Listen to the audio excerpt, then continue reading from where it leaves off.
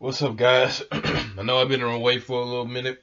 That comes with the territory of the off season. I'm not really gonna be this active on YouTube until fucking July get here, and the end of free agency. Around that time. Um, really after the NBA finals, that's when I get more active. But I'm gonna make a few videos today to keep the channel updated or whatever. All right. Now I've been wanting to make this video, but I had work got in the way, and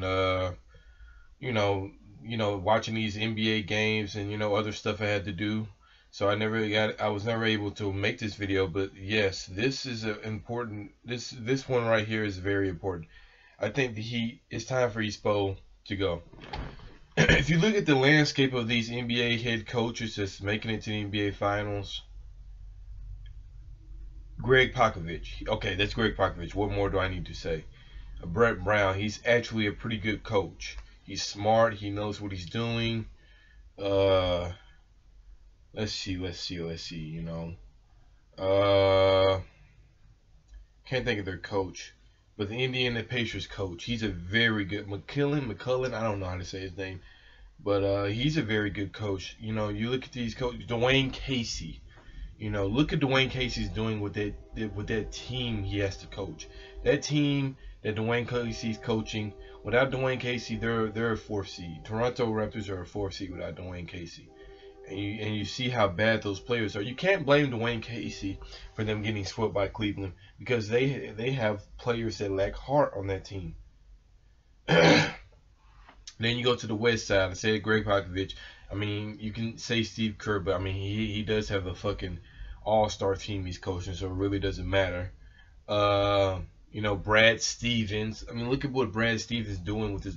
They're in the Eastern Conference Finals against the Boston Celtics. I mean, against the Cleveland Cavaliers.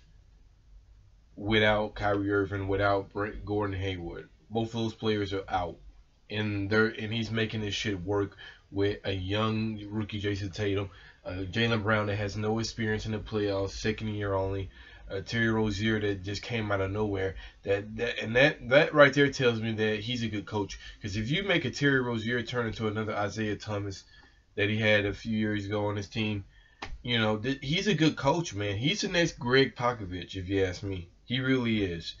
And it's a shame he didn't even get any votes or consideration for Coach of the Year. That's fucking bullshit. But and I hate you guys. You already know how I feel about Boston. I hate everything about that fucking city, that team, everything. The fans. I hate everything about Boston. I think they're a fucking snake organization. All of the above. But I gotta give it to him. I gotta give it to Brad Stevens. And then you look at all those coaches, and then you look at a coach like Rick Carlisle, a coach like Spo, a coach like, these coaches is, other than, minus Craig Popovich, is really Rick Carlisle and Spo that's been in, on these teams forever, that's been coaching the same team for a long time. I think it's time to move on because Spo is not a great coach, guys. When you look at Hassan Whiteside's situation in the playoffs last year, okay, you could blame it on him not being on the floor. But when I was looking, oh yeah, Quinn Snyder. Sorry guys, Quinn Snyder is a great coach for the Utah Jazz. He's a fucking beast of a coach. To me, he's the second best coach under Brad Stevens to me and Popovich. Quinn Snyder is a fuck. I would love to have Quinn Snyder as my coach.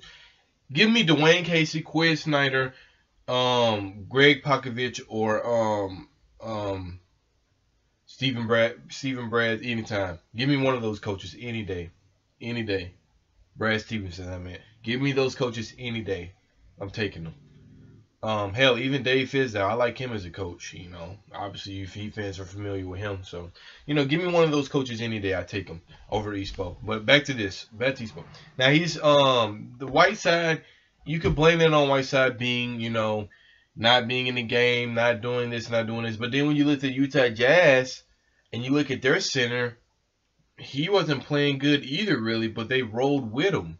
They rolled with Rudy Gobert. They rolled with him.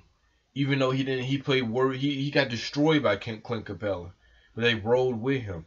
And then I look at Espo and Son Whiteside's situation. Son Whiteside get a foul or two, and it's the second quarter. He just yanks him out for the rest of the game and fucks up Whiteside's flow, fucks up Whiteside's confidence. You can't do that to a player. You can't just yank him out and not trust him, because that fucks up his confidence, and he plays sorry. And that's why Son Whiteside. That's another reason why Son Whiteside's play has been down.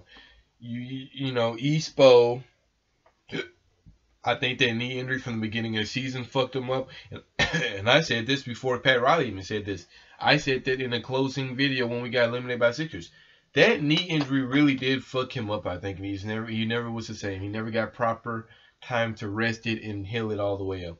And I think because he's not as explosive as he was last year. And that could be a big red flag right there. But anyway, and that's not even that. Espo's rotations are terrible. He's constantly getting outcoached by these other younger, better coaches. I'm not dealing with this bullshit anymore. I'm tired of this Espo train. I've seen enough evidence before and after the Big Three era to say that Espo is not the coach for this team anymore. He never was. Before the Big Three era, Dwayne Wade was literally carrying this team. I mean, Espo didn't do a damn thing. He didn't see any coaching brilliance from Espo. The only time Espo was good is when he had the Big Three era, and that's when he was good at meshing egos together and subbing in the right people at the time. The hot hand. He'll lead the hot hand, basically. And, like, if Shane Battier goes off for 6 threes, he'll leave Shane Battier. I mean, that's, he'll do shit like that. Or Mike Miller. Or, LeBron James with Ray Allen in the same rotation.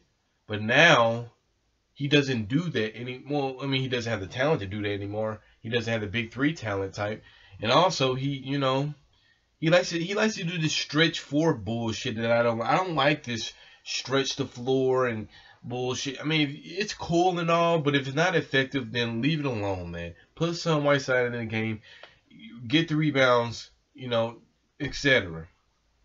Espo, though, I think it's time for him to move on. I think it's time for us to move on, guys. We really have to be serious about this. Pat Riley says there's a lot of people that's going to be, this team will not be the same next year. I think it needs to start with the head coach. I think Espo needs to go, and I think we need to recruit.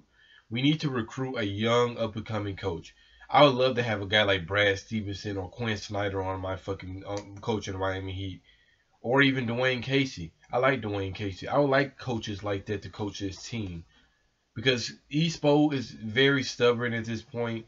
He doesn't like to change up the game plan or nothing. He doesn't like to, he's not a flexible coach. He's so stubborn, bullheaded. Like he doesn't change up the situation. He doesn't change the game plan when shit is going wrong. He rides with Justice Winslow playing the power forward when it's not working. He keeps certain rotations in too long. It's so aggravating watching him coach. And at this point, I'm tired of it. You don't have the Big Three blanket to protect you anymore. You don't have a Dwayne Wade blanket to protect you anymore. Dwayne Wade's almost out of here. Speaking of Dwayne Wade, he's showing up on my TV as soon as I talk about him. What a coincidence. But anyway, Dwayne Wade, he's almost out of here, guys. So, you don't have Dwayne Wade to protect you anymore. Dwayne Wade protect Espo, again in this playoff series when he won Game 2 for us. But you're not going to have that every night. Espo, they need to consider moving Espo. I think it's time to move Espo. I think he's done great for us. He will always be the greatest coach in Miami Heat's history by default. That's not saying much, but he will be because he's won championships with us. I still have Pat Riley as number one, but you can put Espo in number one because of the longevity and whatever. But it's time for us to move on from him. Honestly, it's overdue. I think we should have got rid of him in 2011. Honestly, when we lost at finals, it's just time. It's time to let go of Espo. I like him. He done a lot for this team. We won championships with him. We had great times with Espo. But this is a whole different generation. This is a whole different era. It's time to go get a smart, analytical coach, because that's what the league is turning into. There will be more Brad Stevensons out there. There will be more Quinn Snyders out there. We need coaches like that to we need smarter coaches like that to win and be competitive. Brad Stevens is a genius. He makes players like Marcus Smart, a young Jaylen Brown. He makes players like that change up their whole game. He made a player like Jay. I don't even think Jason Tatum will be doing this anywhere else. Obviously, Jason Tatum is a talent. He can put the ball in the hole, etc. Dude is obviously a top 5 pick, but I don't know if he would be doing this anywhere else right now. Imagine if look at what Donovan Mitchell is doing with Quinn Snyder. It's not a coincidence that these young rookies, they're in their first fucking year, or just they look like fucking future all-stars because of these great coaches they have coaching them. So I really want us to go into the trend of looking and scouting for a good analytical coach, a young one out of one of these colleges or programs or whatever, and move towards that direction. You guys tell me what you think in the comments. Espo's done a lot for this organization, but I really think it's time to move on. Tell me what you guys think in the comments again. He Life for 305 out. I got more videos coming.